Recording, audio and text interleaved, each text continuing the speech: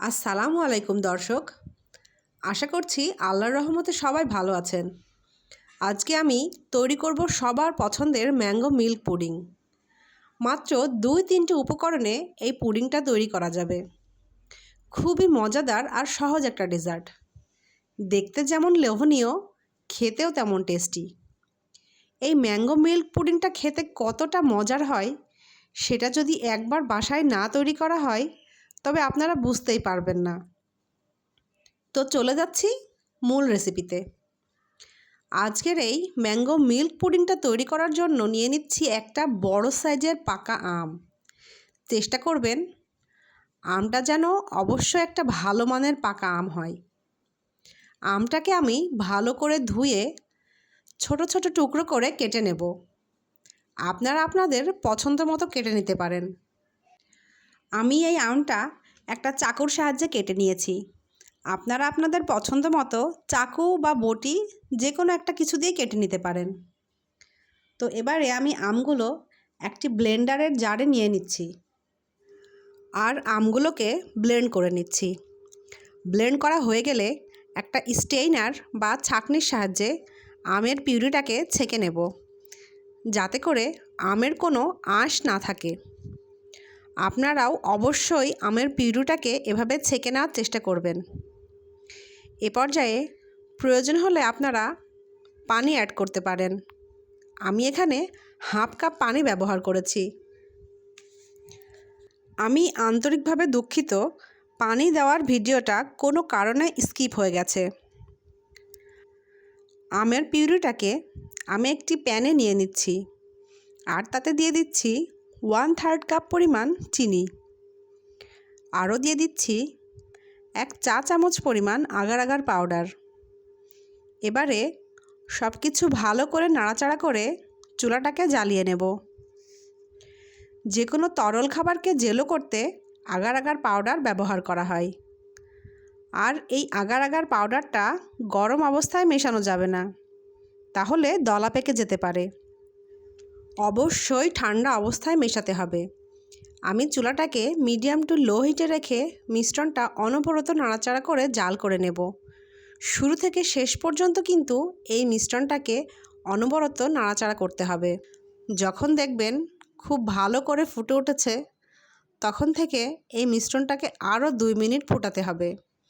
2 minute ফোটানো হয়ে গেলে চুলা থেকে নামিয়ে ফেলতে হবে। এবারে মিশ্রণটা গরম থাকা অবস্থায় ছড়ানো কোনো পাত্রে পাতলা লেয়ারে ঢেলে নিতে হবে। আর এই কাজটা কিন্তু খুব দ্রুত করতে হবে, কেননা এই মিশ্রণটা খুব তাড়াতাড়ি জমে যায়। 10 মিনিটের জন্য আমি এগুলোকে একটা সাইডে রেখে দিচ্ছি। আপনারা চাইলে ফ্রিজের নর্মাল চেম্বারেও রেখে দিতে পারেন। আর ঠিক 10 মিনিটের মধ্যে দেখবেন জেলোগুলো খুবই সুন্দরভাবে সেট হয়ে গেছে। এবারে এই জেলোগুলো আমি পছন্দ মতো ছোট ছোট করে কেটে নিচ্ছি। আপনারা আপনাদের পছন্দ মতো কেটে নিতে পারেন। আমি সব জেলোগুলো কেটে নিয়েছি। তারপর যে পাত্রে আমি পুডিংটা বসাবো সেই পাত্রের মধ্যে সবগুলো জেলোর টুকরো নিয়ে নিয়েছি। আমি এখানে একটা কেক মোল্ড নিচ্ছি। আপনারা আপনাদের পছন্দ মতো যে কোনো বাটি বা টিফিন বক্স বা অন্য যে কোনো কিছুতে তৈরি করতে পারেন। এ পর্যায়ে আমি জেলোগুলো কেক মোল্ডে খুব সুন্দর করে ছড়িয়ে দিচ্ছি। এরপর চলে যাচ্ছি দুধটাকে রেডি করতে। একটি পাত্রে নিয়ে নিচ্ছি 2 কাপ লিকুইড দুধ। এবারে দিয়ে দিচ্ছি 1/3 কাপ চিনি।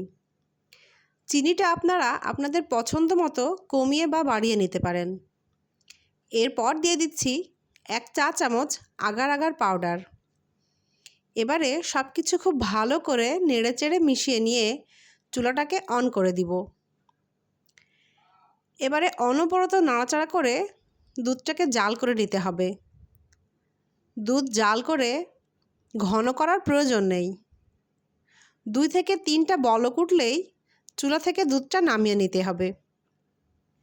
এ পর্যায়ে দুধটাকে ঠান্ডা করা যাবে না। চুলা থেকে নামিয়ে সরাসরি ম্যাঙ্গো জেলির মধ্যে ঢেলে দিতে হবে এবং কাজটা খুব দ্রুত করতে হবে, কারণ এই মিশ্রণটা খুব দ্রুত জমে যায়। এবারে দুধ আর জেলোগুলোকে খুব ভালো করে নেড়েচেড়ে মিশিয়ে নিয়ে জেলোগুলো দুধের মধ্যে সমান করে বিছিয়ে দিতে হবে। এবারে 10 মিনিটের জন্য এটাকে এভাবেই রেখে দিতে হবে ঠান্ডা হওয়ার জন্য। আর ঠান্ডা হওয়ার সাথে সাথে পুডিংটাও সেট হয়ে যাবে। পুডিংটা যখন সেট হয়ে যাবে তখন এটাকে ফ্রিজের নর্মাল চেম্বারে রেখে দিতে হবে 30 মিনিটের জন্য। 30 মিনিটেই পুডিংটা খুব ভালোভাবে সেট হয়ে যাবে। আপনারা খেয়াল করেছেন নিশ্চয়ই পুডিংটা কত পারফেক্টভাবে সেট হয়েছে। আমি পাত্রটাকে উল্টে ধরলেও পুডিংটা পড়ে যাচ্ছে না। এবারে একটা ছুরির সাহায্যে মোল্ডের চারপাশ থেকে পুডিংটাকে ছাড়িয়ে নিতে হবে আর অন্য একটি পাত্রে পুডিংটাকে ডিমোল্ড করে নিতে হবে। দেখতেই পাচ্ছেন মাশাআল্লাহ পুডিংটা দেখতে কতটা লোভনীয় হয়েছে। এবারে পুডিংটাকে আমি পছন্দ মতো পাতলা স্লাইস করে কেটে নিচ্ছি। পুডিংটা কেটে নেওয়ার পরেই বোঝা যাবে দেখতে কতটা লোভনীয় হয়েছে। আর এই পুডিংটা দেখতে যতটা লোভনীয় খেতে তার চেয়েও বেশি গুণে মজাদার। খাবারের টেবিলে যদি এতটা মজার একটা ডেজার্ট আইটেম থাকে তাহলে সকলেই সবার আগে এটাই ট্রাই করতে চাইবে। আর কাটা দেখেই বোঝা যাচ্ছে কতটা সফট এই পুডিং, জাস্ট মুখে দিলেই মিলিয়ে যাবে। এই গরমে সবাই এমন একটা রেসিপি আশা করে যেটা কিনা ঝটপট তৈরি করে নেওয়া যায় আর খেতেও অনেক টেস্টি হবে। আর সেই হিসেবে রেসিপিটা একদম পারফেক্ট এবং নো ফেল রেসিপি। আর যারা আম খেতে বেশি পছন্দ করেন তারা কিন্তু এই আইটেমটা দেখা মাত্রই জাস্ট ঝাঁপিয়ে পড়বে। আর এই রেসিপিটা যদি ঠিকঠাকভাবে ফলো করেন তাহলে প্রথমবার এই পারফেক্ট ডেজার্ট তৈরি হয়ে যাবে। আমার আজকের এই রেসিপিটা যদি আপনাদের মনে এতটুকু ভালো লেগে থাকে তাহলে প্লিজ আমার চ্যানেলটাকে সাবস্ক্রাইব করে আমার পাশে থাকবেন। আর রেসিপিটা কেমন হয়েছে আমাকে কমেন্ট করতে কিন্তু ভুলবেন না। আজ তবে এ পর্যন্তই। সবাই ভালো থাকবেন, সুস্থ থাকবেন। আল্লাহ হাফেজ।